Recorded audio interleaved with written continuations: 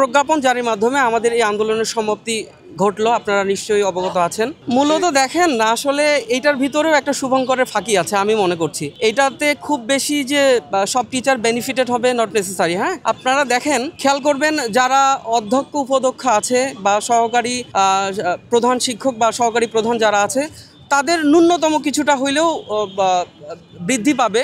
কিন্তু যারা সহকারী ধরেন 10ম 11 এই সমস্ত গ্রেডে যারা চাকরিরত আছে, তাদের মূলত এই থোক বরাদ্দের মধ্যেই সীমাবদ্ধ থাকলো। আমি মনে করছি যে এটা আসলে বাড়লো না। শুধু যে বাড়ি ভাড়াটা এইটা তো না, এর মধ্যে আমাদের যৌক্তিক আন্দোলনের বা দাবির মধ্যে ছিল মেডিকেল ভাতা 1500 টাকা এবং হচ্ছে কর্মচারীদের জন্য 75% হচ্ছে উৎসব ভাতা, যেটা এইটাতে তো উপদেষ্টা মহল বা যারা সিনিয়র সিটিজেন আছে, আমাদের যারা পলিসি মেকার যারা, ওরা তো হাতই দিল না, বাড়ি ভাড়াতেই আমাদেরকে বঞ্চিত করে রাখলো। আমি আশা করছি আগামীতে যারা ক্ষমতায় আসবে, এই বৈষম্যগুলো নিরসনের জন্য তারা কাজ করবে। আর আমাদেরকেই প্রত্যেকবারই আন্দোলন করে সরকারকে বা যারা উচ্চ মহলে আছেন তাদেরকে জানান দিতে হবে, এমনটা কেন? তারা নিজেরাই কেন উদ্যোগ গ্রহণ করে না?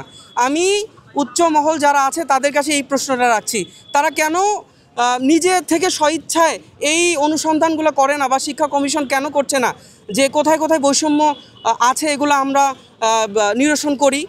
এই যে আমরা এতদিন থেকে আন্দোলন করলাম, আজকে ধরেন কিছুটা হইলেও উপকৃত, কিন্তু এই যে কষ্ট, ত্যাগ, তিতিক্ষা, প্রত্যেকটা টিচার বলেন, প্রত্যেকটা টিচারের পিছনে ফ্যামিলি বলেন, প্রতিষ্ঠান বলেন, সবারই এখানে একটা কষ্ট আছে আমি মনে করি। তারা তো অবশ্যই ক্ষোভ প্রকাশ করবে। দেখেন, প্রত্যেকেই তো আশায় বুক বাঁধে।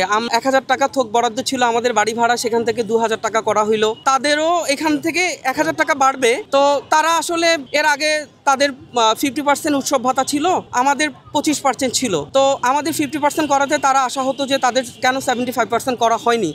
তো তারা আসলে আমাদেরকে অবশ্যই প্রশ্নের সম্মুখীন করবেন যে কেন আপনারা আপনাদের দাবিতে আপনারা সন্তুষ্টি প্রকাশ করলেন, কেন আমাদের দাবিতে আপনারা একাত্মতা পোষণ করলেন না, বা আপনাদের দাবির মধ্যে যে চাওয়া ছিল 75%, কেন আপনারা এটাতে কোনো কর্ণপাত করলেন না এবং মেনে নিলেন কেন?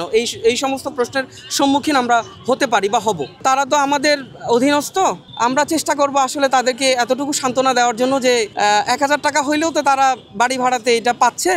আশা করছি সামনে থেকে তারা একটা ভালো অ্যামাউন্টের কিছু পাবে।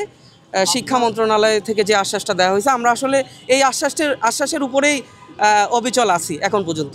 দেখা মতে কর্মচারীদের সর্বোচ্চ বেতন হচ্ছে 9300 টাকা।